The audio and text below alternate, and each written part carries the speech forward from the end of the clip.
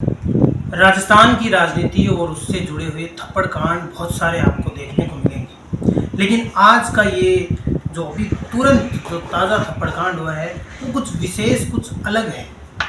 अभिजीत दीप के जो कि कोकरोच जनता पार्टी के फाउंडर है, उनको आपने थप्पड़ मारा। क्या ऐसी रंजिश थी जिसकी वजह से ये करना पड़ा? मेरी उनसे क्या रंजिश होगी? वो कौन से मेरे परिचित है पहले से कि मेरी उनसे रंजिश हो जाएगी? फिर भी कुछ तो कारण होगा। कारण मैंने बताया है कि मैं वहाँ गया था किसी काम से, तो वहाँ प्रदर्शन चल रहा था। इसका काफ़ी सोशल मीडिया पे बवाल चल रहा है। मैंने दिल्ली प्रदर्शन के भी इनके वीडियोज़ वगैरह देखे, उसमें ये आज़ादी मांग रहे थे। कई संगठनों से, कई जातियों को लेकर बहुत कुछ बोल रहे थे वो। तो हम जैसे एंट्री पे गए तो मीडिया बंदों से ही बदतमीज़ी कर रहे थे, और मैं भी जर्नलिज्म का छात्र हूँ। तो उन्होंने मेरे से भी, कि मुझे समझ नहीं है मेरे से उन्होंने क्यों बदतमीजी की, कि कोई माइक कैमरा होता तो समझ में आता है कि मैं पत्रकार हूँ। उन्होंने मेरे से कि मेरे नाखून लगा दिए, पीछे से किसी ने मारी भी। उसी टाइम पे बीजेपी की एंट्री हो गई। तो मुझे लगा इन जो मच्छर हैं जो उठ रहे हैं, इनको मारने से अच्छा इनके पिताजी जो भी इनके राजा अमेरिका वाले हैं, इनको ही लपेट दिया जाए। तो मैंने बढ़िया उनको 4-5 आटे रसीद कर दिए। और उनकी मानसिकता क्या थी ये तो मैं देख ही रहा था वीडियो के माध्यम से। अच्छा, आपने कहा मानसिकता क्या थी? मानसिकता की बात है तो वो नीट का प्रोटेस्ट कर रहे थे। नीट में जो फ्रॉड हुआ है, जो पेपर लीक हुआ है, उसके खिलाफ नारे लगा रहे थे। वो तो युवाओं का मुद्दा है ना, फिर उसमें आप क्यों एंट्री करें? ये युवाओं की आड़ में, इस देश में जिस तरीके से नेपाल में जैन जी ने सत्ता परिवर्तन किया, तो ये जैन जी को बरगला के ये चाहते हैं कि हम सत्ता परिवर्तन कर ले।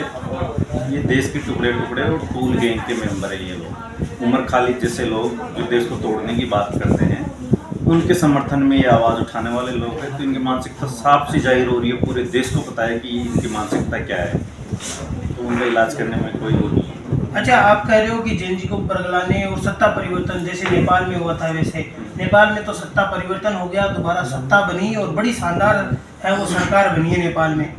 ऐसा यहाँ पे करने का आप कह रहे हो कि ऐसा यहाँ पे करना चाह रहे हैं, ऐसा करने का प्लान बना रहे हैं, तो कुछ ना कुछ तो सरकार ने ऐसा किया है ना, इसलिए तो बना रहे हैं। सरकार ने ऐसा क्या कर दिया? सरकार ने अगर पेपर लीक हुए हैं तो उनके ऊपर सरकार की जवाबदेही तय होनी चाहिए। इसके लिए कौन मना कर रहा है? कोई मना नहीं कर रहा। सरकार भी चाह रही है, सरकार भी कार्रवाई करेगी उसके ऊपर आने वाले टाइम में, आप देखना।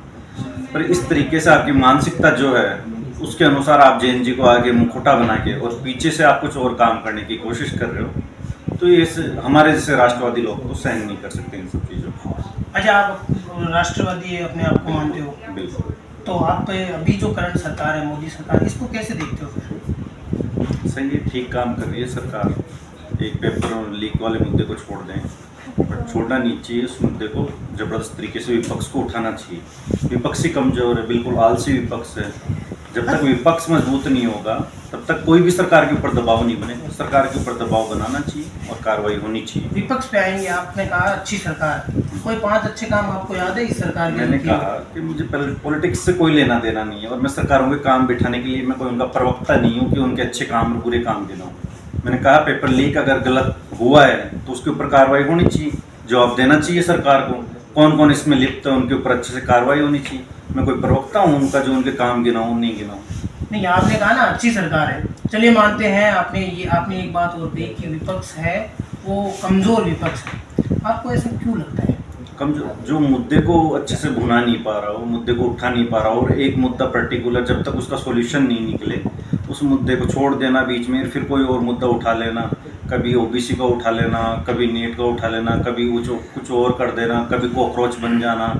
पहले कॉकरोच की वो तो पता करो कि वो कहाँ से आता है, क्या करता है, उसका क्या लेना देना है। ज़बरदस्ती कॉकरोच की टी शर्ट पहन के आप प्रदर्शन कर रहे हो, पता ही नहीं है उसकी मानसिकता क्या है। उमर खालिद जैसे लोगों को तो वो समर्थन करते हैं, और आप उनके उस प्रदर्शन में चले गए, आप भी उनको सपोर्ट कर रहे हो। तो ये ठीक नहीं है। उनको एक मुद्दा पहले उठाना चाहिए और उसको तब तक पकड़ के रखना चाहिए जब तक सरकार उस पर अपनी जवाबदेही निश्चित नहीं कर दे। अच्छा, आप कोकरोच जनता पार्टी के फाउंडर अभिजीत दीप के को थप्पड़ मारा, आपका आरएसएस से भी समझ रहे हैं पहले? मैं आरएसएस का प्राथमिक वर्ष शिक्षित हूँ, उसमें कोई दो राय नहीं। मैंने आज से 4-5 साल पहले प्राथमिक वर्ष किया था। उसके बाद से मैं मेरे व्यक्तिगत जीवन में बहुत ज़्यादा व्यस्त हूँ, तो मेरा किसी पार्टी या संगठन से कोई लेना देना नहीं है। अच्छा, आरएसएस में आपने प्रथम वर्ष, प्राथमिक वर्ष है वो किया, उसके बाद भी आपने इतना गुस्सा कि आपने कोकरोच जनता पार्टी के फाउंडर को थप्पड़ मार दिया, तो जबकि आरएसएस तो ये कहता है कि भैया आप शांति से काम करो। तो मेरे ऊपर कोई, मैं तो थोड़ा सा राजस्थान की भूमि है ना, तो यहाँ पे तो खून बहुत गर्म है, वीरों की भूमि है। आपने अंग्रेजों से लेकर औरंगजेब से लेकर हर किसी को हमने ही जवाब दिया यहीं से, यहाँ से आगे बढ़ने नहीं दिया हमने, यहीं कुचल दिया। फिर कॉकरोच मच्छर, इनको तो हम कुचलते रहेंगे। तो संघ की रही बात, संघ की विचारधारा है, वो अपना काम कर रहे हैं। अब मेरा उनसे कोई वास्ता नहीं है। 4-5 साल से मैं खुद, मेरा निजी जीवन इतना व्यस्त है कि मैं किसी भी संगठन या पार्टी को मेरा टाइम ही नहीं दे पाता हूँ। और संघ कोई आतंकवादी संगठन थोड़ी है, देश के लिए काम कर रहा है। देश आज़ाद हुआ उससे पहले काम कर रहा है। ये लोग आतंकवादी संगठनों से जरूर जुड़े हुए, फाउंडर वगैरह। अच्छा, आपने ये अभी बात कही कि आरएसएस जो काम कर रहा है वो अच्छा काम कर रहा है, आपने अभी कहा। इसके अलावा अगर मैं बात करूँ आपकी, तो अभी आप क्या काम कर रहे हैं, आगे का क्या प्लान है, थोड़ा सा? मेरा सोशल मीडिया काम है, मैं खुद वेब डिजाइनर हूँ और अभी मेरी जर्नलिज्म भी चल रही है। मेरा खुद का काम है, तो मुझे कोई ज़रूरत नहीं कुछ करने की, मेरे पास रोज़गार है। और इन जैसे कॉकरोचों को रोज़गार चाहिए तो मैं इनको रोज़गार भी दे दूँगा। रोज़गार तो उनका भी अच्छा ही चल रहा है। हाँ चल रहा है ना, कह रहा हूँ ना, इनके पीछे बैकबोन बहुत मजबूत है। इनको पैसा कहाँ से आ रहा है, कौन इनको सपोर्ट कर रहा है, कौन से टूल किट है इनके पीछे, सरकार को इनके ऊपर कार्रवाई करनी चाहिए कि इतने बड़े लेवल पे, ये इतने बड़े पैमाने पे प्रदर्शन कर रहे हैं जगह जगह जाके, तो इतना पैसा आ कहाँ से रहा है, कौन इनको फंडिंग कर रहा है, सरकार को कार्रवाई करनी चाहिए।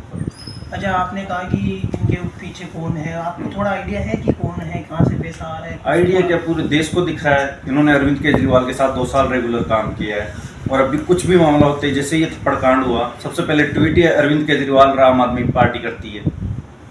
पूरी आम आदमी पार्टी की टूल किट बनी हुई है ये। और जैसे मैंने बताया कि उमर खालिद की जमानत के लिए ये लोग आगे आते हैं, आवाज़ उठाते हैं, और जहाँ प्रदर्शन होगा वहाँ पे आज़ादी के ये नारे लगाएंगे। कौन सी आज़ादी चाहिए भाई? तुम आराम से देश में हर चीज़ में अवसर मिल रहा है, सब कुछ कर रहे हो, वो आराम से तुम्हें परमिशन मिल रही है प्रदर्शन करने की, उसके बावजूद भी तुम इस तरीके की आज़ादी चाहिए, तो वो आज़ादी मैंने दे दी थोड़ी सी उनको। और चाहिए, इस तरीके की हरकत करेंगे, किसी के ऊपर एक्शन करेंगे, तो उसका रिएक्शन इस बार तो कुछ नहीं मिला, अगली बार तगड़े तरीके से मिलेगा। फिर भी थोड़ा आइडिया तगड़ा क्या होगा? वो जिस तरीके का करेगा वो उसी टाइम पे पता चलेगा। अब हम तो कोई प्राइवेट तरीके से कुछ करते नहीं हैं, हमारे ऊपर कोई करता है तो हम उसी टाइम पे बता देते हैं कि हम क्या कर सकते हैं। अच्छा, राजस्थान में जो बात आती है कि अभी कुछ मीडिया वाले से बात कर रहे थे, आप खुद का कुछ मोर्चा बनाने का प्लान कर रहे हैं? नहीं, मेरा पॉलिटिक्स से रिलेटेड कोई मोटिव नहीं है। मेरा पॉलिटिक्स तो कॉकरोच जनता पार्टी भी कह रही है, हमारा भी पॉलिटिक्स कोई रिलेटेड नहीं है। वो तो साफ दिख रहा है कि उनके इरादे क्या है, वो पॉलिटिक्स करना चाह रहे हैं या सच में कोई मुद्दे उठाने चाह रहे हैं। वो देश की जनता को समझ में आता है। यहाँ की जेएनजी कोई, भारत की जेएनजी कोई मूर्ख नहीं, बहुत समझदार है, और इनको आने वाले टाइम पे अच्छे से वही जवाब देंगे। भाजपा और कांग्रेस का जो प्रोटेस्ट होता है, कोई प्रोग्राम होता है, तब 500 लोग नहीं आ पाते, लेकिन कॉकरोच जनता पार्टी ने 1000 से ज़्यादा लोग इकट्ठे कर लिए। और फिर भी आप कह रहे हो कि जेएनजी समझ रहा है। 1000 से ज़्यादा लोगों में कम से कम 300-400 तो मीडिया के लोग होंगे उसमें, 300-400 के समथिंग मीडिया के मानते हो 700 तो थे। और उसमें पर्टिकुलर कौन सी विचारधारा के लोग थे वहाँ पे मंच पे, आपने भी देखा होगा कौन कौन लोग थे। मैं पर्सनल उनके ऊपर जाना नहीं चाहता। तो बिना फालतू वाली 500 रुपये वाली भीड़ है, वो बिकने वाली भीड़ है, और उनका कितना क्या देश में बच्चा है वो सबको पता है, ख़त्म हो चुके हैं वो बिल्कुल। अब वो सोच रहे हैं कि इनके थ्रू अपन कोई रास्ता निकाल ले, वापस से सत्ता में आ जाए, कुछ आ जाए, तो ऐसा कुछ होगा नहीं। अभिजीत दीप के युवाओं के लिए है, अब राहुल गांधी भी आज युवाओं के लिए आ रहे हैं।